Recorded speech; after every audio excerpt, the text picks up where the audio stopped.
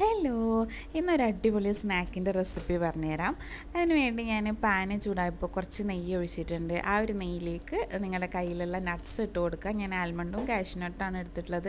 അതൊന്ന് ബ്രൗൺ കളറായി വരുമ്പോൾ അതിലേക്ക് കുറച്ച് റേസിൻസും കൂടി ഇട്ടിട്ട് നന്നായി വഴറ്റിയിട്ട് ഒന്ന് മാറ്റി വെക്കുക. എന്നിട്ട് ആ ഒരു നെയ്യിലേക്ക് തന്നെ നമ്മൾ നേന്ത്രപ്പഴം ഇതുപോലെ കഷ്ണങ്ങളാക്കിയിട്ട് ഇട്ട് കൊടുക്കുക. നെയ്യ് കുറവുണ്ടെങ്കിൽ കുറച്ചും കൂടി നെയ്യ് ഒഴിച്ച് കൊടുക്കുക.